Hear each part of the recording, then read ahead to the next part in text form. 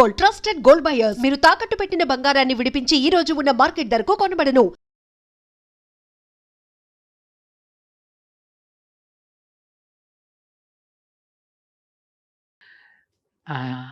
ఆయన కూడా విష్ణు అవతారమే. తర్వాత భక్తుల్ని రక్షించే భావనలో ఉంటాడు నరసింహ. ఎప్పుడూ భక్తుల్ని రక్షించే, ఎందుకంటే ప్రహ్లాదుని రక్షించడానికి వచ్చాడు. సో నన్ను రక్షించమని కోరుకోండి. నా గురువు గారు వచ్చిన పని ఇంకా పూర్తి కాలేదు, మీరు పర్మిషన్ ఇస్తే పూర్తి అవుతుంది అనేసి కోరుకోమని చెప్తాడు అనమాట. సో ఆ రకంగా వాళ్ళు ప్రార్థనలు చేస్తారు. రూపాయలు వారు ఖచ్చితంగా రికవర్ అవుతారు. సో ఇంత ఘనంగా హరే కృష్ణ అన్ని చోట్ల ప్రచారం అయింది అంటే అది ఆ లక్ష్మీ నరసింహస్వామి అనుగ్రహం. ఇప్పుడు మనకు హరే కృష్ణ గోల్డెన్ టెంపుల్లో లక్ష్మీ నరసింహస్వామి స్వయంభూ ఆలయం కూడా ఉంది. మరి ఇప్పుడు కృష్ణాష్టమి రోజున ఇక్కడ కూడా వేడుకలు జరుగుతాయా? అంటే కృష్ణుడితో పాటు స్వామి వారికి, లక్ష్మీ నరసింహ స్వామి వారికి కూడా ఎటువంటి వేడుకలు జరుగుతుంటాయి ప్రభుజీ? అక్కడ యాక్చువల్గా ఆ రోజున ఇరు దేవస్థానాల్లో కూడా విశేషమైన నూతన వస్త్రాలు, ఆభరణాలు సమర్పించడమే కాకుండా మార్నింగ్ నుండి రాత్రి వరకు కూడా ఎన్నో ఉపచారాలు అందించడం జరుగుతుందన్నమాట. అంటే ప్రాతకాలంలో స్వామికి షోడశోపచారాలన్నీ సమర్పించి ఆ తర్వాత రెగ్యులర్ నైవేద్యాలు, ఆరతులు చాలా ఎక్కువ నైవేద్యాలు చేస్తూ ఉంటారు కదా కృష్ణుడికి సంబంధించిన ఏ వేడుకకైనా. జనరల్గా అవతరించిన రోజున 108 ఐటమ్స్ మేము తయారు చేస్తాం. ముఖ్యంగా మాతాజీస్ ఉంటారు. అంటే మా దేవస్థానంలో ఇలాగా ప్రాక్టీస్ చేసే కొంతమంది మాతాజీస్, వారందరూ చక్కగా కృష్ణుడికి వండి పెడతారు అన్నమాట. ఒక 2 రోజుల నుండే వాళ్ళు రెండు రోజుల ముందు నుండే వాళ్ళు ప్రారంభిస్తారు. అందులో స్వీట్స్ ఉంటాయి, కారాస్ ఉంటాయి, కొన్ని రకాల చట్నీలు, తర్వాత ధాన్యాలతో చేసినవి, అన్ని రకాల రైస్ ఐటమ్స్, పాలు, మిల్క్, ఘీ, తర్వాత పన్నీరు, వీటితో చేసిన ఐటమ్స్ అన్నీ ఉంటాయి.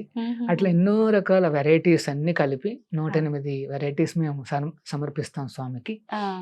సమర్పించిన తర్వాత వాటిని అన్నిటినీ కూడా భక్తులకు అందరికీ డిస్ట్రిబ్యూట్ చేసేస్తాం. వచ్చే వాళ్ళందరికీ వారందరికీ పంచుతాం అన్నమాట. యాక్చువల్గా మా హరే కృష్ణ మూమెంట్లో మీరు గమనిస్తే ప్రసాదానికి మేము చాలా ఇంపార్టెన్స్ ఇస్తాం. అవును, ఎక్కడికి వెళ్ళినా సరే మా కార్యక్రమాల్లో అటెండ్ అయితే చాలు, చాలా ఘనంగా వాళ్ళకి ప్రసాదాలు. మెయిన్ క్వాలిటీ కూడా చాలా బాగుంటుంది. ప్రభుజీ, ఇప్పుడు అక్కడ మాతాజీలు ఇవన్నీ ప్రసాదాలు చేయటంలో నిమగ్నమై ఉంటారన్నారు. ఆసక్తి ఉన్న వాళ్ళు బయట నుంచి కూడా ఎవరైనా వచ్చి చేయాలంటే అవకాశం ఉంటుందా? ఖచ్చితంగా వారు కూడా రావచ్చు. వారు కూడా అక్కడ ఏ సహాయం చేయగలుగుతారో చేయొచ్చు. వాలంటీరింగ్ అనేసి ఉంటుంది. అంటే మనం తిరుమలలో కూడా చూస్తుంటాము, శ్రీవారి సేవలు చేస్తుంటారు వాలంటీర్స్. అట్లా ఇక్కడ కూడా రావచ్చు. చాలా మంది యాక్చువల్గా వేలాది మంది వాలంటీర్స్ ఆ రోజున అక్కడ ఉంటారు. ఎందుకంటే వచ్చిన భక్తులకు సౌకర్యం ఏర్పాటు చేయడము ప్లస్ భగవంతుడికి సేవలు అందించడము అని నడుస్తూనే ఉంటుందన్నమాట. సో ఆ రోజున ఒక విశేషం ఏంటంటే హరే కృష్ణ గోల్డెన్ టెంపుల్లో మీరు అక్కడున్న రాధా గోవిందులు ఆ దర్శనం చేసుకోవచ్చు. అత్యంత అందంగా, సుందరంగా కనిపిస్తారు. ఆ రోజున నూతన వస్త్రాభరణాలు ఇస్తాం కాబట్టి. తర్వాత ఇంకొక రూపము గోధాకృష్ణులు ప్లస్ మాకన కృష్ణులు, అంటే 3 కృష్ణ రూపాలని దర్శనం చేసుకోవచ్చు ఆ రోజున. సో ఈ గోధాకృష్ణులు ఆ లక్ష్మీ నరసింహ దేవస్థానంలో ఉంటారు.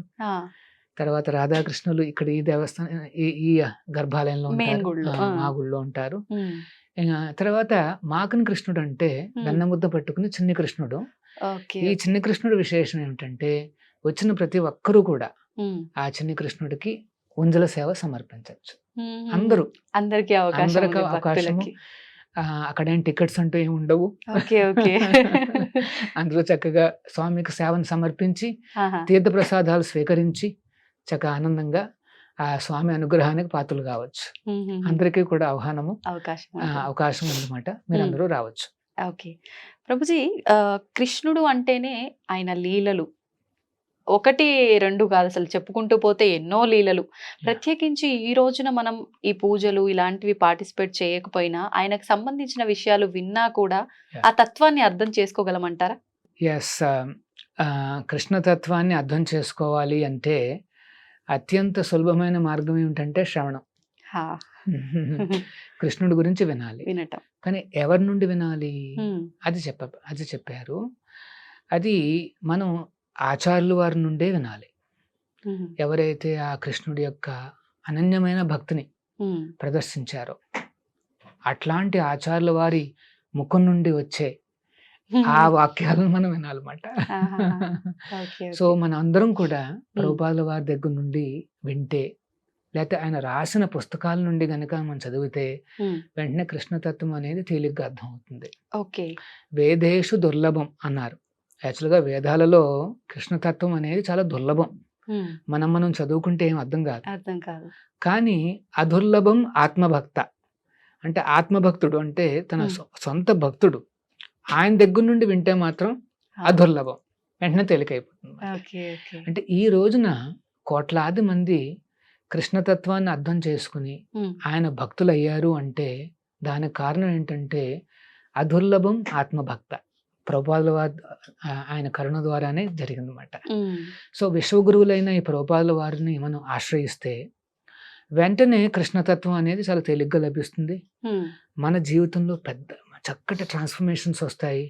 ఎప్పుడూ ఆనందంగా కిలకిలలాడుతూ మన రెగ్యులర్ డ్యూటీస్ చేసుకోవచ్చు. ఓకే. ప్రభుజీ, కృష్ణతత్వం అంటున్నాం. అంటే అసలు ఏంటి ఈ కృష్ణతత్వం అనుకునే వాళ్ళకు సింపుల్ గా ఏదైనా చెప్పగలరా? ఏం లేదు, ఉమ్. కృష్ణుడు ఒక సుప్రీం పర్సనాలిటీ. ఆ, ఆయన అర్థం చేసుకోవడం అంతే. ఓకే. ఉమ్, ఒక సామాన్యుని అర్థం చేసుకోవడమే చాలా కష్టం. అవును. ఎందుకంటే చూస్తే మనకు అర్థం కాదు ఎవరు. అవ్వదు. మనకు అర్థమయ్యేది ఏంటంటే బాహ్యంగా కనిపించే కొన్ని ఫీచర్స్ తప్పితే వాస్తవం. అలోనే ఉంటే మనకు అర్థం కాదు. అవును. మరి దేవాది దేవుడు కృష్ణుడు ఆయన అర్థం చేసుకు దాన్ని తత్వం అంటారు అన్నమాట. తత్వం అంటే ఆ సత్యం మాట, truth as it is. Okay. అంటే యాజ్ ఇట్ ఈస్ గా ఆయన గురించి అర్థం అర్థం చేసుకోవాలి. చేసుకో. జన్మకర్మచమే దివ్యం ఏవం యో తత్వతః త్యక్వా దేహం పునర్జన్మనైతి మామేతి సో అర్జున అన్నాడు కృష్ణుడు. ఉమ్, ఏమిటి? నా జన్మను నా లీలను ఎవరైతే తత్వతః అంటే యాజ్ ఇట్ ఈస్ గా అర్థం చేసుకుంటారో, ఉమ్. అంటే యథాతథంగా అర్థం చేసుకుంటారు, ఉన్నది ఉన్నట్టుగా. ఉన్నది ఉన్నట్టుగా, ఆ, దెన్ త్యక్వా దేహం శరీరం వదిలిపెట్టిన తర్వాత ఆ. పునర్జన్మ నైతి, మళ్ళీ ఓ. పునర్జన్మ అంటూ ఉండదు. మరి ఏమైపోతాడు? ఆ, శూన్యంలో కలిసిపోతాడా? జ్యోతిలో అనంతమైన జ్యోతిలో కలిసిపోతాడంటే కాదు, ఉమ్. మామేతి నా దగ్గరికి చేరుకుంటాడు అంటాడు. అంతకన్నా కావాల్సిందే ఉంది. కృష్ణుడుండే ధామానికి అంటే వైకుంఠానికి ఆ గోకులానికి చేరుకోవాలి అంటే అత్యంత తేలికైన మార్గం ఏమిటంటే కృష్ణుడి గురించి వినడం, శ్రవణం. అంటే ఇప్పుడు మీరు చెప్పినట్టుగా ఆ తత్వం అర్థం అవ్వాలి అంటే వింటేనే సరిపోతుందా? ఈ వినటము, ఈ చదవటము మాకు రాదండి, మేము ఆయనను ఆరాధించడం మాత్రమే వచ్చు, సేవ చేయడం మాత్రమే వచ్చు, అటువంటి వారికి అర్థమవుతుందంటారా? ఖచ్చితంగా సేవ అందిస్తే చాలు, వెంటనే కృష్ణుడు నెమ్మదిగా మన దగ్గరకు వచ్చేస్తాడు.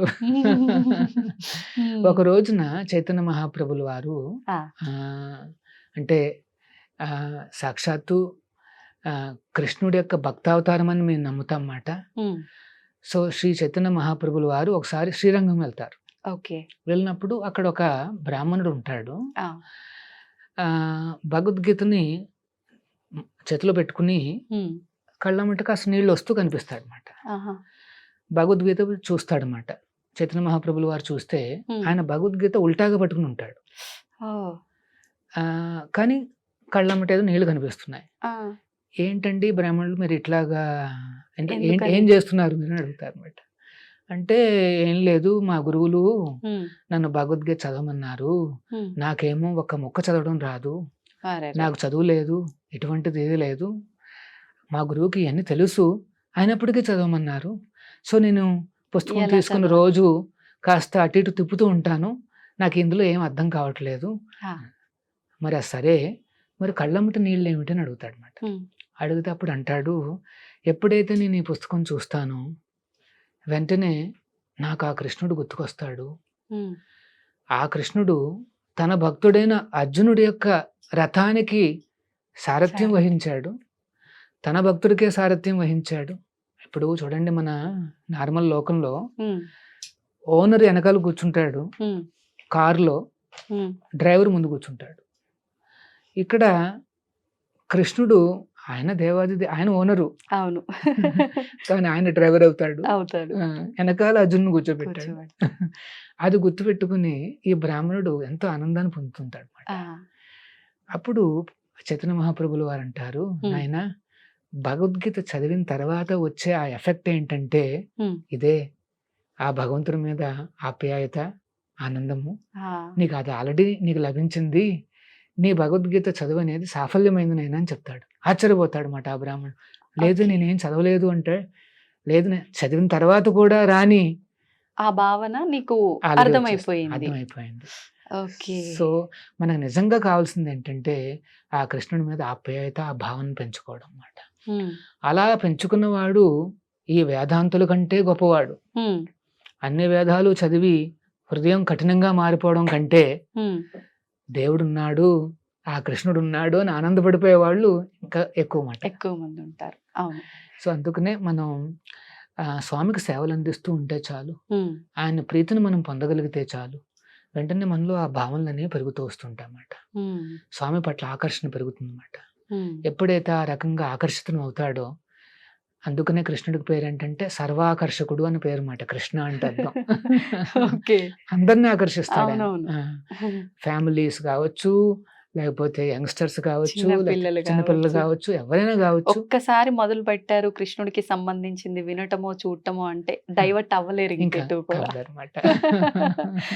ప్రభుజీ, ఇప్పుడు ఈ కృష్ణతత్వం మీరు చెప్పినంత ఈజీగా మనం అర్థం చేసుకోలేమేమో, విన్నా సరే చూసినా సరే ఏ రకంగా అయినా. అంటే సాక్షాత్తు వ్యాస భగవానుడే ఇది అంత సాధ్యపడేది కాదు, క్లిష్టతరమైంది అని చెప్పినట్టుగా వింటూ ఉంటాము. మరి నిజంగా అది వాస్తవం అంటారా? యాక్చువల్గా భగవద్గీత అంతా చెప్పిన తర్వాత కృష్ణుడే చెప్తాడనమాట, అర్జున ఎవరైతే ఈ భగవద్గీతను ప్రచారం చేస్తారో వారంటే నాకు చాలా ప్రీతి, కానీ ఈ భగవద్గీతను చెప్పడానికి ఎవరికి చెప్పాలని ఆయన చెప్తాడు. ఎవరైతే నా మీద అసూయ లేదో వారికి మాత్రమే భగవద్గీత అర్థం అవుతుంది అంటాడు. సో భగవద్గీత చదవాలన్నా, కృష్ణతత్వాన్ని అర్థం చేసుకోవాలన్నా మొట్టమొదటి స్టెప్ ఏంటంటే మనం కృష్ణుని చూసి అసూయ పడకూడదు, ఆయన దేవాది దేవుడు అని చెప్పి ఆ శరణాగతి అనేది ఉండాలన్నమాట. సో మరి ఎందుకు కష్టం అని చెప్తారంటే, ఇప్పుడు చూడండి, మనం రామచంద్రుని చూసాం అనుకోండి, సరే ఫస్ట్ విష్ణువుని చూసాం అనుకోండి, 4 చేతులతో శంఖచక్రాలతో ఎంతో గౌరవనీయంగా అద్భుతంగా కనిపిస్తాడు. వెంటనే దేవుడు అని అర్థమైపోతుంది. మనకి ఇంకా ఫిలాసఫీలు అవసరం లేదు, ఏం అవసరం లేదు, చూడగానే అర్థమైపోతుంది నాకంటే గొప్పవాడు అనేసి. రామచంద్రుని చూసారు అనుకోండి, అబ్బో చాలా మర్యాద పురుషోత్తముడు, ఎన్నో నియమంగా ఉన్నాడు. 16,000 మంది మునులు ఆయన వచ్చి రామచంద్రుని కోరుకుంటారు, మేము దాసులుగా దాసి అంటే మిమ్మల్ని పెళ్లి చేసుకోవాలనుకుంటున్నాం అంటాడు. అంటే ఆ రూపాన్ని మాకు ప్రసాదించండి అవుతాడు అన్నమాట. అప్పుడు రాముడు అంటాడు, ఈ అవతారంలో నేను ఏకపత్ని వ్రతుణ్ణి, నెక్స్ట్ అవతారంలో నేను కృష్ణుడిగా రాబోతున్నా అని చెప్తాడు అన్నమాట. సో అంటే రామచంద్రుని చూసినా ఎంతో మర్యాద పురుషోత్తముడు అంటారు, అంటే ఎంతో చాలా నియమంగా కనిపిస్తాడు. కానీ కృష్ణుడి దగ్గరికి వస్తే ఒక సామాన్యుడిగా కనిపిస్తాడు, గోవుల్ని కాచుకునే ఒక కాపురిలా కనిపిస్తాడు, నెమలి పించం పెట్టుకుంటాడు, ఆ తర్వాత గోపికలతో ఆడుకుంటుంటాడు, తర్వాత 16,000 మందిని పెళ్లి చేసుకుంటాడు. ఇవన్నీ అర్థం కాదన్నమాట, అంతమందిని పెళ్లి చేసుకున్నాడు ఏమిటి అనేసి. నిజంగా వీళ్ళంతా 16,000 మందిని పెళ్లి చేసుకున్నాడు. 16,108 మందిని పెళ్లి చేసుకుంటాడు ద్వారకాలో. యాక్చువల్గా ఏమవుతుందంటే, ఒక నరకాసురుడు వాడేం చేస్తాడు అంటే, అన్ని రాజ్యాల మీద దాడి చేసి ఆ రాజులను ఓడించినప్పుడు అక్కడుండే కన్యలందరినీ దొంగలించుకుని వచ్చి తన ఆధీనంలో పెట్టుకుంటాడు. ఆ రకంగా 16,000 మంది 16,108 మందిని బంధిస్తాడు. వాళ్ళందరినీ ఒప్పించి పెళ్లి చేసుకోవడానికి ప్రయత్నాలన్నీ చేస్తూ ఉంటాడు అన్నమాట. ఆ తరుణంలో కృష్ణుడు అక్కడికి రావడం జరుగుతుంది. కృష్ణుడు సత్యభామ ఇద్దరు అక్కడికి రావడం జరుగుతుంది అన్నమాట. జరిగినప్పుడు ఆ కాలంలో ఏంటంటే అది వైదిక సంప్రదాయం అన్నమాట. ఒకవేళ ఏ కన్య అయినా సరే ఇంటి నుండి ఒక్క రాత్రి లేకపోయినా సరే ఎవరు పెళ్లి చేసుకోరు. ఒక్క రాత్రి 2 రాత్రులు లేకపోయినా సరే ఎవరు పెళ్లి చేసుకోరు అన్నమాట. అసాధ్యం పెళ్లి అనేది. అట్లాంటి తరుణంలో వీళ్ళు ఎన్నో రోజులుగా ఎన్నో నెలలుగా బందీలుగా ఉండడంతో వాళ్ళకి అసలు పెళ్లి అవ్వడం అనేది అసాధ్యం. అవును. సో కృష్ణుడు వచ్చి ఆ రాక్షసుని సంహరించిన తర్వాత వీళ్ళందరి నుండి చెర నుండి విడిపిస్తాడు. విడిపించినప్పుడు వాళ్ళందరూ భగవంతుడిని ఆల్రెడీ ఆకర్షితులైపోతారు స్వామిని చూడగానే. వెంటనే ప్రార్థనలు ఇచ్చి సరే మీకేం కావాలని కోరుకోమని చెప్తే మాకిప్పుడు మేము ఇంటికి వెనక్కి వెళ్ళినా సరే ఎవరు పెళ్లి చేసుకునే అవకాశం లేదు. సో మరి అయితే ఏంటి అంటే ఏం కావాలి మీకు అంటే మమ్మల్ని మీరే పెళ్లి చేసుకోండి. అంటే అప్పుడు కృష్ణుడు 16,108 మంది అంటే ఆల్రెడీ 8 మంది మెయిన్ క్వీన్స్ ఉంటారు. మిగతా వాళ్ళందరినీ కూడా పెళ్లి చేసుకుంటాడు. అందరినీ పెళ్లి చేసుకుని ఒక్కొక్కరికి ఒక్కొక్క భవంతిని నిర్మిస్తాడు అక్కడ ద్వారకాలో.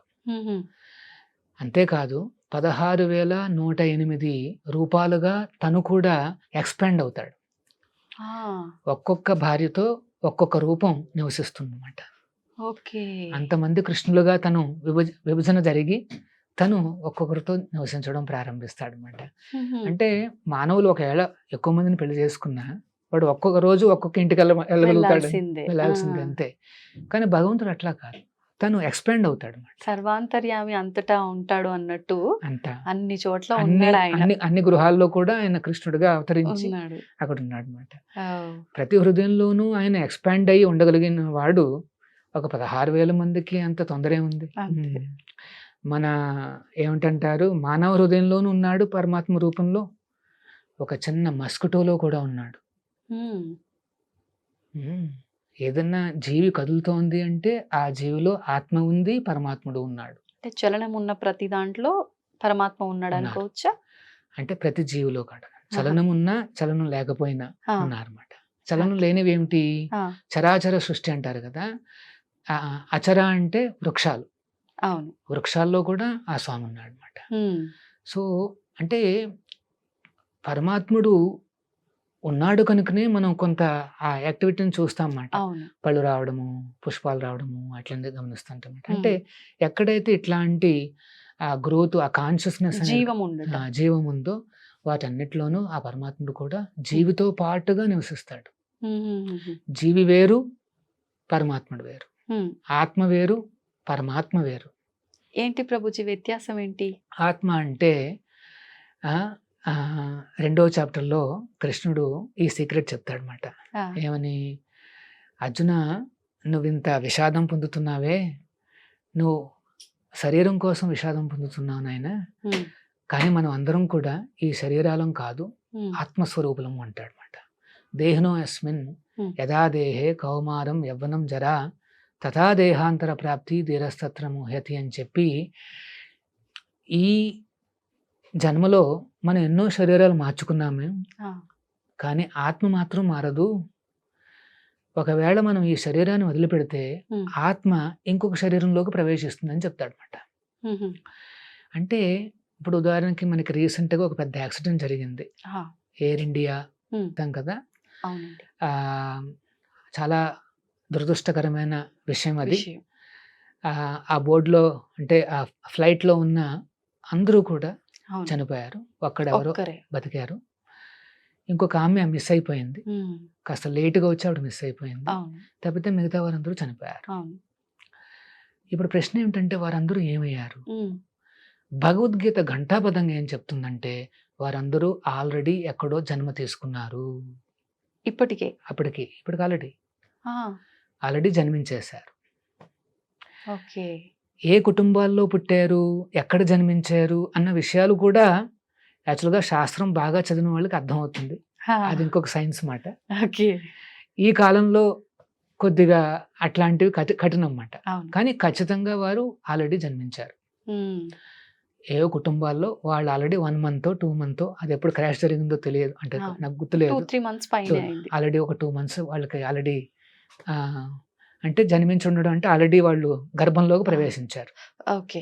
9 నెలలు పూర్తి కాగానే వారందరూ జన్మించేస్తారు. అంటే ప్రభుజీ ఖచ్చితంగా మానవ జన్మే తీసుకుంటారు అని చెప్పొచ్చా? అంటే ఏ జీవిలో అయినా ప్రవేశించొచ్చు అనుకోవచ్చు కదా? కరెక్ట్. ఉమ్. ఇక్కడ మరి నెక్స్ట్ జన్మ అనేది ఏ రకంగా వస్తుంది? ఉమ్.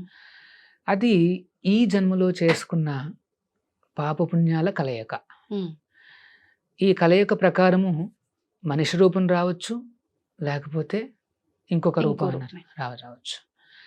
అంటే ఆ యాక్సిడెంట్ జరిగింది కదా, దానివల్ల వారందరూ కూడా ఉమ్. అంటే ఏమన్నా బ్యాడ్ లైఫ్ అని వస్తుందంటే అది చెప్పడానికి లేదు. ఉమ్. ఎందుకంటే ఎలా చనిపోతాం అనేది ఆల్రెడీ నిర్ణీతం అయిపోయింది. ప్రతి ఒక్కరూ ఏ రకంగా చనిపోతారు అనేది నిర్ణీతం అయిపోయింది. ఆ. దేని ప్రకారము? అది పూర్వజన్మ చేసుకున్న పనులని బట్టి. దాన్ని బట్టి. మరి ఈ జన్మలో చేసుకున్న దాని ప్రకారము ఉమ్. నెక్స్ట్ జన్మ అనేది లభించింది ఆల్రెడీ వాళ్ళకి. అవును. అవును. ఇప్పుడు 2 నెలలే కాబట్టి ఇంకా గర్భంలో ఉన్నారు, ఉన్నారు. కానీ ఆల్రెడీ నడుస్తుంది Process ప్రాసెస్ నడుస్తుంది అనమాట. ఉమ్. కొన్ని రోజుల్లోనే వాళ్ళు పుట్టబోతున్నారు అనమాట, మ్మ్. అంటే కొన్ని నెలల్లో వాళ్ళు. అవును. సో మనం చేసుకున్న ప్లస్ మైనస్ల ద్వారా ఉమ్. నెక్స్ట్ లైఫ్లో 4 అనేవి నిర్ణీతం అవుతాయి అట్లీస్ట్. ఆహా. జన్మైశ్వర్య శృతశ్రీ. ఒకటి ఏంటంటే ఎక్కడ పుడతారు అనేది నిర్ణయం అవుతుంది. కొంతమంది గోల్డ్ స్పూన్తో మేబీ టాటా బిర్లా అట్లాంటి ఫ్యామిలీస్లో పుడతారు. అవును. కొంత పాపం ఏమీ లేకుండా ఉండే ఇబ్బంది ప్రదేశాలు, పడే. కొన్ని ఆఫ్రికన్ కంట్రీస్ లాంటివి, అక్కడ కూడా పుడతారు. అవును. అంటే ఇది దేవుడు చేసిన డిస్క్రిమినేషన్ కాదు, ఉమ్. మనం చేసుకున్న ప్లస్ మైనస్. ఓకే. ఓకే. దేవుడు ఆయన న్యూట్రల్, ఉమ్. కరుణ, ఆయన చాలా అందరిపైన ఒకేలా అందరిపైన ఒకేలాగా ఉంటాడు. ఎందుకు అందరిపైన ఒకేలాగా ఉంటాడు అంటే అందరూ కూడా ఆయన బిడ్డలే, అంతే. ఆయన కొడుకులే. ఉమ్. సో ఆయన ఏమంటాడంటే నేను తండ్రిగా మీకు అందరికీ న్యూట్రల్ అయ్యా, ఉమ్. మీరు బాగా మంచి పనులు చేస్తే పైకి వస్తారు, చెడ్డ పనులు చేస్తే కిందకి వెళ్ళిపోతారు.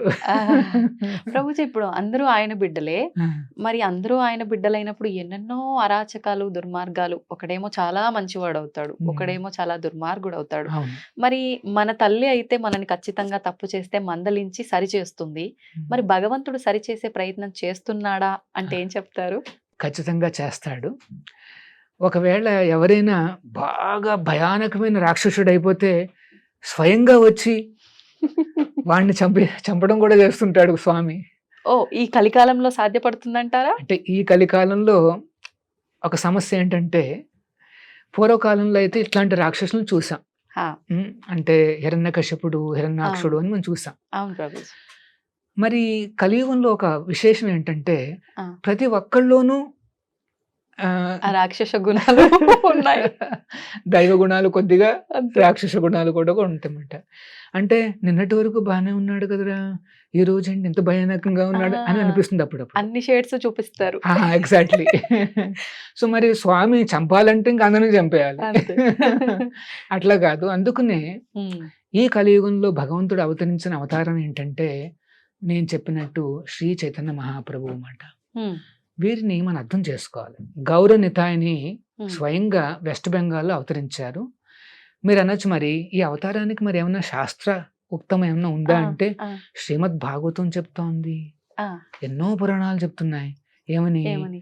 శ్రీకృష్ణుడే ఆ భక్తుడి అవతారంలో వస్తాడు ఈ కలియుగం ప్రారంభంలో అని చెప్తుందన్నమాట. ఓ. సో ఏంటది? కృష్ణవర్ణం తుషాకృష్ణం సాంగపాంగాస్త్ర పార్షదం యజ్ఞై సంకీర్తన ప్రాయ యజంతి సుమేధసః. కలియుగంలో తెలివితేటలు ఉండే వాళ్ళందరూ కూడా ఆ దేవాది దేవుణ్ణి ఉమ్. సంకీర్తన యజ్ఞం ద్వారా ఆరాధిస్తారు. మీరు అడిగారే ఆరాధన ఏ రకంగా చేయాలని, అవును. అది సంకీర్తన ద్వారా చేయాలి. అంటే ఆహా. సంకీర్తన అంటే ఏంటంటే ఈ హరినామాన్ని పాడడం కానీ ఉమ్. జపం చేయడం ద్వారానే మాత్రమే మనం స్వామిని పూజించగలుగుతాం అన్నమాట. ఉమ్. మరి ఆ రూపం ఏమిటి? ఈ సంకీర్తన స్వీకరించే ఆ భగవంతుడు రూపం ఏంటంటే కృష్ణవర్ణం తుషాకృష్ణం ఉమ్. సాంగపాంగాష్ట్ర పార్షదం. సాక్షాత్తు కృష్ణుడే, కానీ కృష్ణుడి కలర్ ఉండదు, ఆహా. బంగారు వర్ణంతో వస్తాడు. ఓ. ఆయన పేరే శ్రీ చైతన్య ఆర్ గౌరంగ. మన తెలుగు వాళ్ళు మనం వినలేదు ఈ పదాన్ని. ఉమ్. వెస్ట్ బెంగాల్లో అవతరించిన స్వామి పేరు మాట. ఆ సంప్రదాయంలో వస్తున్న వారే ఈ ప్రభుపాదుల వారు. ఈ హరే కృష్ణ మూమెంట్ అంతా కూడా ప్రారంభించింది ఆ చైతన్య మహాప్రభుల వారు. సాక్షాత్తు కృష్ణుడే ఈ హరినామాన్ని మనకి ప్రవేశపెట్టి ఎవరైతే ఈ జపం చేస్తారో, సంకీర్తన చేస్తారో, మనం ఆరాధిస్తున్న కృష్ణుడు ఎవరు అంటే శ్రీ చైతన్య మహాప్రభుల వారు అన్నమాట. మనకు తెలియకపోవచ్చు, కానీ స్వామి మన నుండి తీసుకుంటున్నాడు అన్నమాట. మీరాదేవి తన యొక్క గీతాలలో ఆ చైతన్య మహాప్రభువును ప్రార్థిస్తుంది అన్నమాట. కృష్ణ, నువ్వు ద్వాపరలో నల్లగా వచ్చావు, ఇప్పుడు నువ్వు సువర్ణవర్ణంలో వచ్చావని ఆమె కొనియాడుతుంది అన్నమాట. సో ఈ అవతారానికి ఇంకొక పేరు ఏంటంటే చన్న అవతారం అంటారు. అంటే చన్న అంటే కనిపించడు, ఎవరికి తెలియదు, గుప్తంగా వస్తాడు అన్నమాట. గుప్తంగా ఆచార్య రూపంలో వచ్చి ఈ హరినామాన్ని ప్రవేశపెట్టి ఆయన తన ధామానికి వెళ్ళిపోతాడు అన్నమాట. దీన్ని చన్నావతారం అంటారు, శ్రీ చైతన్య మహాప్రభుల వారు అన్నమాట. సో ఆయన మహాప్రభుల వారు 550 సంవత్సరాల క్రితం అవతరించారు వెస్ట్ బెంగాల్లో. ఆయన అప్పట్లో ఒక మాట అంటారు, ఏమని, ఆయన ఒక ప్రిడిక్షన్ చెప్పారు. ఏమని, నా పేరు మొత్తం ప్రపంచం అంతా వ్యాప్తి చెందుతుంది అని చెప్తారన్నమాట. అప్పట్లో వారు అనుకున్నారు, భగవంతుడి నామము అన్ని చోట్ల అంటే అర్థం ఏమిటంటే మోస్ట్లీ బెంగాల్లో పరిమితం అవుతుంది అని అనుకున్నారు. ఎందుకంటే ఆ కాలంలో ట్రాన్స్పోర్ట్లు అంటూ ఏం లేవు, అందరూ నడకనే, లేదా బుల్లక్ కార్డ్స్ అంతే. కానీ ఇంకొక మాట అంటారే చైతన్య మహాప్రభుల వారు, త్వరలోనే నా సేనాపతి భక్తుడు రాబోతున్నాడు, ఆయన ఈ నామాన్ని మొత్తం ప్రపంచం అంతా వ్యాప్తి చేస్తారని చెప్తారు. 500 years బ్యాక్ చేసిన ప్రిడిక్షన్ ని ఫుల్ఫిల్ చేస్తూ ప్రభుపాదుల వారు దిగి వస్తారు. మొత్తం నామాన్ని అంతటిని ప్రచారం చేస్తారు. చాలా అద్భుతం కదండి, నిజంగా చాలా చాలా అద్భుతం. అంటే ఆలస్యమైనప్పటికీ ఆ చెప్పింది ఖచ్చితంగా జరుగుతుంది. ఆ దేవుడు ఎప్పుడు అనుకున్నాడో ఖచ్చితంగా ఆ సమయానికి ఆచార్యులు వచ్చారు. వచ్చి మొత్తం ఈ లోపల అంటే ఆ 500 years లో ఏం జరిగిందంటే మొత్తం టెక్నాలజీ అంతా బయటకు వచ్చింది. చూసారు, అన్ని రకాల ఓడలు, విమానాలు అన్ని రావడం మొదలుపెట్టినాయి. ఆచార్యుల వారు వీటిని అన్నిటిని ఉపయోగించి ఆయన మొత్తం ఆ నామాన్ని, హరినామాన్ని మొత్తం ప్రపంచం అంతా వ్యాప్తి చేశారు. ఇంకాస్త సులభమైంది వీటన్నింటి వల్ల. అసాధ్యం అనుకున్నది సాధ్యమైపోయింది, ఎందుకంటే భగవంతుడు చేసిన అరేంజ్మెంట్స్ అన్నమాట. ఒకవేళ బుల్లక్ కార్డ్సే ఉండి ఉంటే ఇప్పుడు చాలా టైం పడుతుంది, అసాధ్యం అన్నమాట ఒక రకంగా చెప్పాలి. ఒక ప్రదేశం నుంచి ఒక ప్రదేశానికి వెళ్ళటానికి పట్టే రోజులే ఎక్కువ, మనం వెళ్ళి అక్కడ చెప్పే విధానం కన్నా కూడా. అవును. తర్వాత ప్రింటింగ్ ప్రెస్లు వచ్చాయి, పుస్తకాలు ముద్రించడం మొదలు పెట్టింది. ఇంతకు ముందు ఏం చేసేవారు అంటే తాళపత్రాల్లో వాళ్ళు కాపీలు చేసుకునేవారు. ఒక పుస్తకాన్ని చూసుకుని ఇంకొక పుస్తకం మీద తాళపత్రాలు అంటే పామ్ లీవ్స్ ఉంటాయి కదా, వాటి మీద వాళ్ళు రాసుకునేవారు అన్నమాట. అలా ఒక కాపీ చేయాలంటే ఎన్నో నెలలు పట్టేది. దాన్ని ఒకరికి బహుమానంగా ఇచ్చేవారు, తర్వాత ఇంకొక కాపీ చేసేవారు. అట్లా చూడండి, వెంటనే ప్రింటింగ్ ప్రెస్లు రావడము.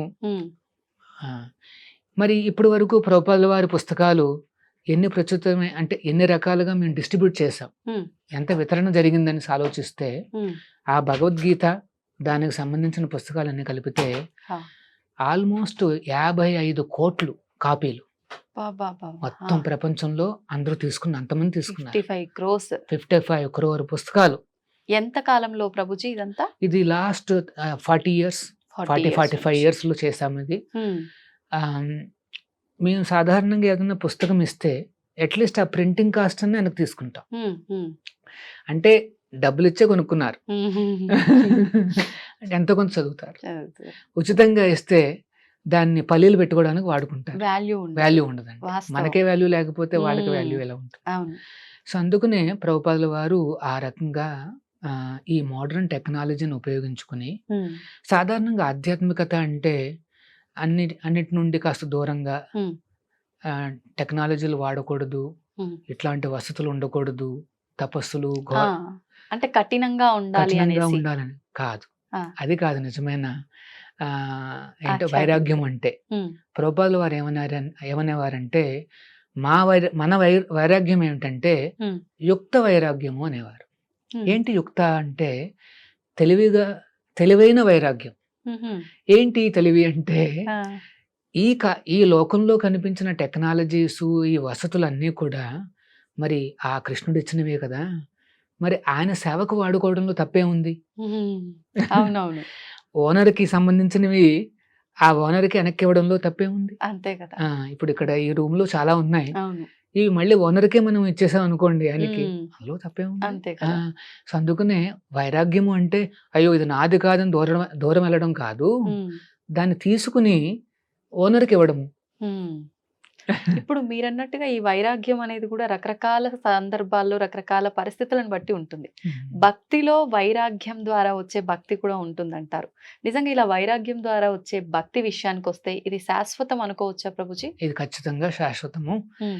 భక్తిలో వచ్చే వైరాగ్యం ఏంటంటే నేను చెప్పినట్టు భక్తుడు ఏమనుకుంటాడు అంటే ఈ ప్రపంచంలో ఉండే అన్ని రకాల టెక్నాలజీస్, వసతులు అన్నీ ఉపయోగించుకుని ఆ స్వామి నామాన్ని అన్ని చోట్ల ప్రచారం చేయాలని అనుకుంటాడు. మ్మ్. ఇప్పుడు మీరు ఎవరినైనా ప్రేమించారనుకోండి, మ్మ్. అందరికీ ఆయన పేరు తెలియాలనుకుంటారు. ఆ. ఆయన గురించి తెలియాలనుకుంటారు. తెలియాలనుకుంటారు. అంతే మాట. మ్మ్. భక్తి అంటే అర్థం ఏమిటంటే ఈ రకంగా స్వామికి సేవలు అందించడం. మ్మ్. ఉమ్. మీకేమన్నా టాలెంట్ ఉందా? ఆ టాలెంట్ ద్వారా ఆ కృష్ణుడి యొక్క గుణగణాలని ప్రచారం చేయడం. ఓ. మీరు అకౌంటెంట్ కావచ్చు, ఇంజనీర్ కావచ్చు, లాయర్ కావచ్చు, ఎవరైనా కావచ్చు, సైంటిస్ట్ కావచ్చు. మ్మ్. ఆ సైన్స్ని ఉపయోగించుకుని ఆ స్వామి లీలల్ని కానీ లేకపోతే తత్వాన్ని కానీ మనం ప్రచారం చేయగలిగితే అది యుక్త వైరాగ్యము అంటే. మ్మ్. అంటే భక్తి అన్నా కూడా ఈ వైరాగ్యం అన్నమాట. ఓకే. నిజ భక్తి యోగం, వైరాగ్య విద్య, నిజ భక్తి యోగ. భక్తి యోగ అంటే వైరాగ్య విద్య. మ్మ్. మరి మేము ఏంటంటే వైరాగ్యం, మీ చేతిలో మొబైల్ ఉంది, ఆ. ఒక మంచి కళ్ళజోడు పెట్టుకున్నారు, ఆ. ఏంటి వైరాగ్యం అంటే? మా వైరాగ్యం ఏమిటంటే ఆ. ఇవన్నీ కూడా కృష్ణుడికే, ఆయన సేవలో ఉన్నాయి. అంటే మిగతా వారి మీ స్వంతానికి మీరు ఉపయోగించుకోరు. స్వలాభం కోసం కానీ మ్మ్. లేకపోతే ఇంద్రియ తృప్తి కోసం కానీ ఆ. వాడేది కాదు. మ్మ్. ఇది భగవంతుడిని సంతృప్తి పరచడానికి చేసే ఒక యజ్ఞం మాట. ఓకే. ఒక బృహత్ మృదంగం మాట. మ్మ్. అన్ని చోట్ల వ్యాప్తి చెందాలి అనేది మాట. ఓకే. ఓకే. సో ఆ రకంగా మేము టెక్నాలజీ వాడతామండి. మ్మ్. ఇప్పుడు రీసెంట్ గా మీరు చూస్తే ఈ ఏ టెక్నాలజీ వాడి అవును, అవును. చేసి నరసింహస్వామి మీద ఒక యానిమేషన్ మూవీ అద్భుతం నిజంగా. అద్భుతం అండి. ఆ. అది హరే కృష్ణ తత్వం నుండే తీసుకోవడం జరిగింది. ఓకే. ఓకే. అది ఆ నరసింహస్వామి అనుగ్రహంతో చాలా బాగా ప్రసిద్ధమైంది. అవును. ఇది మాట నిజమైన వైరాగ్యము అంటే. మ్మ్. మేము ఆర్టిఫిషియల్ ఇంటెలిజెన్స్ వాడాము, అవును. అన్ని చేసాము, మ్మ్. లేటెస్ట్ టెక్నాలజీ, కానీ భగవంతుడిని కీర్తించాం, అవును. నరసింహస్వామిని ప్రాచుర్యం చేసాం. మ్మ్. అది మాట మనం చేయాల్సింది. మ్మ్. సో మీకు ఏమన్నా టాలెంట్ ఉంటే ఆ టాలెంట్ని ఉపయోగించుకుని మీరు ఆ దేవుణ్ణి ఎట్లా కీర్తించాలని ఆలోచించండి. మ్మ్. మీరు మంచి గాయకుల, చక్కగా భగవంతుడి కీర్తనలు పాడండి. అవును. యు ఆర్ గుడ్ రైటర్, ఆ కీర్తనలు రచించండి, Right. లేకపోతే కాపీ రైటింగ్ చేయండి భగవంతుడి గురించి. అవును. మీరు అన్నారే కొంతమంది ఏమన్నా వచ్చి అక్కడ కుకింగ్ చేయగలరా? ఖచ్చితంగా. మ్మ్. మీకు ఎవరికైనా వంట చేయడం వచ్చంటే మీరు రావచ్చు, చక్కగా స్వామికి ప్రసాదాలు అన్ని తయారు చేయొచ్చు అన్నమాట. మ్మ్. సో చాలా ఏమంటారు, హ్యాపీ ప్రాసెస్. అవును. మనకున్న దాంట్లోనే మనం భగవంతుని చక్కగా కొలవచ్చు, మ్మ్. ఆనందించవచ్చు అన్నమాట. ఇది ఈ ఏంటంటే కృష్ణ తత్వము అంటే, మ్మ్. కృష్ణుడి యొక్క సేవ అంటే. ఎటువంటి ఆర్టిఫిషియల్గా ఘోర తపస్సులు కానీ ఒంటికాల మీద నించుని నించోటాలు. చుట్టూ అగ్నిని పెట్టుకుని, అవును. యాక్చువల్గా నిజంగా దేవుణ్ణి చూడాలి అంటే అంత చేయాల్సిందే. మ్మ్. కానీ కలియుగంలో మన పరిస్థితి చూసి ఆ భగవంతుడే మనకి అన్ని అవకాశాలు దగ్గర దాకా తీసుకొచ్చాడు అనమాట. హరినామం చేస్తే చాలు నాయనా అంతే. అని మనం కన్విన్స్ చేస్తాడు. మ్మ్. ఆ నామం చెప్పడానికి కూడా మనకి సమయం లేదు.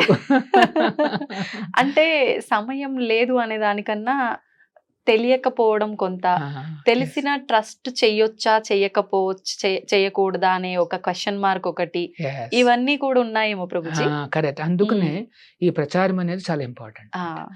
ఇప్పుడు ఉదాహరణకి ఈ స్టూడియో ఉంది, సరే కొంతమంది వింటారు, మ్మ్. అరే హరినామం చేయాలా అని హరే కృష్ణ కృష్ణ కృష్ణ హరే హరే హరే రామ రామ రామ హరే హరే అని ఈ 16 పదాల హరినామాన్ని కనుక మొదలు పెడితే ఎన్నో చక్కటి మార్పులు కనిపిస్తాయి అన్నమాట తన జీవితంలో. మరి ఇంత సహాయం చేసిన ఈ స్టూడియోకి కూడా చాలా పుణ్యం వస్తుంది. ఇక్కడ టెక్నాలజీ అంతా కూడా పవిత్రమైపోతుంది. ఇది భగవంతుడి యొక్క ఆ తత్వం అన్నమాట. చాలా చక్కటి విషయం అన్నమాట. మీరు అలాగే ఈ స్టూడియోను టెక్నాలజీస్ను ఉపయోగించుకుని ఈ భగవత్ తత్వాన్ని అందరికీ చేర్చాలి. అవును. అంటే మనకు మీరు అన్నట్టుగా ఎన్నెన్నో టెక్నాలజీస్ రోజు రోజుకి ఇంకా పెరుగుతూనే ఉన్నాయి, కానీ దాన్ని కరెక్ట్ వేలో ఉపయోగించట్లేదు. అవును. ఇప్పుడు చూడండి, ఆర్టిఫిషియల్ ఇంటెలిజెన్స్ వచ్చిన తర్వాత కొన్ని రకాల సైబర్ ఫ్రాడ్స్ అనేవి బాగా విపరీతంగా వచ్చేసాయి. అవును. పాపం కొంతమంది ఎల్డర్లీ పీపుల్ ఉంటారు. వాళ్ళు ఏమనుకుంటారు అంటే హెల్త్ పరంగా ఏమన్నా కాస్త ఫెసిలిటీస్ వస్తే బాగుంటుంది అనేసి వాళ్ళు చూసుకుంటారు. ఈ లోపల ఒక మెసేజ్ వస్తుంది, ఏమని, మీకు హెల్త్ పరంగా చాలా చక్కటి ఒక ఫెసిలిటీ ఉంది, క్లిక్ చేయండి అంటాడు. వాళ్ళు ఏమనుకుంటారు, అయ్యో ఏదో నేర్చుకుందాం తెలుసుకుందాం అని చెప్పి వాళ్ళు క్లిక్ చేస్తే వెంటనే వాళ్ళ అకౌంట్లో ఉన్న డబ్బులన్నీ వెళ్ళిపోతున్నాయి. సో దీన్ని ఏమంటారంటే సైబర్ ఫ్రాడ్ అంటారు. అంటే టెక్నాలజీ అనేది ఒక కత్తి లాంటిది. దాన్ని మంచికి వాడుకోవచ్చు, చెడ్డకి వాడుకోవచ్చు. ఇప్పుడు డాక్టర్ గారి చేతిలో కత్తి ఉంది, వాడు కోస్తున్నాడు శరీరాన్ని, కానీ ప్రాణాన్ని నిలబెడుతున్నాడు. దాన్ని సర్జరీ అంటారు. అంతే. కానీ ఒక తీవ్రవాది ఉన్నాడు, వాడి చేతిలో కత్తి ఉంది, కానీ వాడు కోస్తున్నాడు శరీరాన్ని, కానీ చంపేస్తున్నాడు. వాడిని తీవ్రవాది అంటారు. కత్తి ఒకటే, కానీ వాడుకునే విధానం. సో ఈ టెక్నాలజీస్ అంటే మాకేమీ ఏంటంటారు వ్యతిరేకత అంటే ఏం లేదు, కానీ దాన్ని ఎట్లా వాడుకోవాలి అని నేర్పిస్తున్నాం. ఎట్లా వాడుకోవాలి, దేవుడికే సంతృప్తి కలిగించే విధంగా వాడుకోవాలి. అంతే. దానికి నిదర్శనమే మొన్న వచ్చిన మూవీ మూవీ. తర్వాత ఇప్పుడు మీ చేతిలో మొబైల్ ఉంది, మీరు చక్కగా ఏదన్నా హరే కృష్ణ ఈ గోల్డెన్ టెంపుల్ ఉంది, ఆ ఛానల్ కాస్త ఓపెన్ చేయండి, దేవుడి దర్శనం లైవ్ ఉంటుంది, లైవ్ దర్శనం చేసుకోండి. లేకపోతే ఇంకా ఎన్నో ప్రసిద్ధమైన క్షేత్రాలు ఉంటాయి, వాటి దర్శనం చేసుకోవచ్చు. కొన్ని లెక్చర్స్ వినొచ్చు. ప్రయాణిస్తున్నప్పుడు సమయం ఉంటుంది, భగవద్గీత లెక్చర్ పెట్టుకున్నారనుకోండి, గోల్డెన్ టెంపుల్ కానీ ఏదన్నా అట్లాగా పెట్టుకున్నారనుకోండి, 1 hour మీ ప్రయాణం చక్కగా వింటున్నారు, మీ డ్రైవింగ్ నడుస్తుంది, కొద్దిగా ఏదో అర్థమవుతుంది. కొన్ని వెహికల్స్ లో అయితే వాళ్ళు చూసుకోవచ్చు కూడా మూవీస్. ఇట్లాంటి మూవీస్ పెట్టుకోండి, నరసింహ గాని లేదా కృష్ణుడు గాని ఇట్లాంటి మూవీస్ పెట్టుకోండి. అంటే టెక్నాలజీ మీరు వాడుకుంటూ మీ మంచికి వాడుకోండి. ఏంటి మీ మంచి, ఏదైతే భక్తుడి కోసం మీరు చేస్తారో అదే చాలా మంచి మాట. మనతో పాటు నిజంగా వచ్చేది ఏంటంటే చివరికి మన స్వామికి చేసిన సేవలు మాత్రమే, ఇంకేది రాదు మనతో. సో మీరు ఎంత సేవ చేస్తే అంత మంచిది. మరి నేను ఎట్లా చేయగలను సేవలు, జస్ట్ హరినామం చెప్పండి, లేకపోతే వినండి, ఒక కీర్తన వినండి. మీరు కారు డ్రైవ్ చేస్తున్నారు, ఒక సాంగ్ పెట్టుకోండి, ఇదే నేను పాడిన అన్నమాచార్యుల వారిది అది పెట్టుకోండి, లేదా హరే కృష్ణ పెట్టుకోండి. సో అట్లాగా స్వామికి సేవలు అనేది చాలా తేలిక. అంతే. హరినామం చెప్పడము లేదా కొన్ని లెక్చర్స్ వినడము అట్లా చేసుకుంటూ ఉంటే ఖచ్చితంగా మీరు మీ జీవితంలో పైకి వస్తారు, చివరికి భగవంతుడి దగ్గరికి చేరుకుంటారు. ఏంటి అసలు అంటే మనిషి యొక్క పర్పస్ ఏంటి అని అంటే ఏంటి అనేది మనకు ఈ దారిలో వెళ్తే ఆటోమేటిక్ గా మనం ఏం ప్రయాసాలు పడకుండానే అంతిమానికి చేరుకోవచ్చు, కరెక్ట్ మార్గంలో. అంతే కదా ప్రభుజీ? అంతే. అంటే మీరు చేస్తున్న కార్యక్రమాలు, మీ కర్తవ్యాలు మీరు చేస్తూ ఉండాలి. చేస్తూ ఉంటూ స్వామిని తలుచుకోవాలి. ప్రతిరోజు దేవుని తలుచుకోండి. ఆ తలుచుకునే మార్గం ఏమిటంటే ఈ హరే కృష్ణ మహామంత్రం. నామాన్ని చెప్తే చాలు, ఆ స్వామి సాంగత్యం మనకు లభించినట్టే. సో ఆ రకంగా తస్మా సర్వేషు కాలేషు మామనుస్మర యుద్ధచ అన్నాడు కృష్ణుడు. అర్జున, నువ్వు యుద్ధం చెయ్యి అన్నాడు, కానీ నన్ను తలుచుకుంటూ అన్నాడు. అంతే తేడా. అంతే. భగవద్గీత ముందు కూడా యుద్ధం చేస్తున్నాడు అర్జునుడు, ఎలాగో చేస్తావు నామస్మరణతో చేయి. సో మీరు ఐటీ ఇంజనీర్ అనుకోండి, టైపింగ్ చేస్తున్నారు, కాస్త రొటీన్ వర్క్, అంతే, హరే కృష్ణ అనుకుంటూ చేసుకోండి. వంట చేస్తున్నారు, హరే కృష్ణ చేసుకోండి. అట్లాగా ఎక్కడ మనకు వీలైతే అక్కడ స్వామి నామాన్ని తలుచుకుంటే మనం ఆ భగవత్ సాంగత్యం వల్ల చాలా ఎనర్జెటిక్ గా ఉంటాం. ఉమ్. చాలా ఆనందంగా ఉంటాము. ఆ. ఆ తర్వాత ఇవన్నీ మనం ఇక్కడ కర్తవ్యాలన్నీ సంపూర్ణమైన తర్వాత ఉమ్. పునర్జన్మ నైతి, మళ్ళీ ఇంకొక జన్మ అంటూ ఉండదు. ఉండదు. ఈ దుఃఖాలయానికి రావాల్సిన అవసరం లేదు. ఆ. ఆ స్వామి ఉండే వైకుంఠానికి, ఆ గోలోకానికి చేరుకోవచ్చు. ఉమ్. అక్కడ కూడా ఫ్యామిలీస్ ఉంటాయి, అక్కడ కూడా చక్కటి రాజ్యాలు ఉంటాయి, ఉమ్. అక్కడ కూడా అన్ని రకాల వసతులు ఉంటాయి. ఆహా. కాకపోతే దేవుడు ఉంటాడు. ఆ అంతే. శ్రీకృష్ణుని చూడొచ్చు, ఉమ్. ఆ నారాయణుని చూడొచ్చు అన్నమాట. ఉమ్. ఇది జీవిత ఆశయం కావాలి. నతే విదుహు స్వార్థగతిం విష్ణు. మన స్వార్థగతి ఏంటంటే ఆ విష్ణువు, ఆ శ్రీకృష్ణుడు. ఉమ్. ఓకే. సంతోషం ప్రభుజీ, చాలా మంచి విషయాలు, అద్భుతమైన వివరణ. మొత్తానికి అంటే కృష్ణ తత్వాన్ని అర్థం చేసుకోవాలంటే ఏం చేయాలి, అసలు మన లైఫ్ యొక్క పర్పస్ ఏంటి అనేది ఈ మాటలు వింటే అర్థమైపోతుంది. హరే కృష్ణ హరే ప్రభుజీ. కృష్ణ.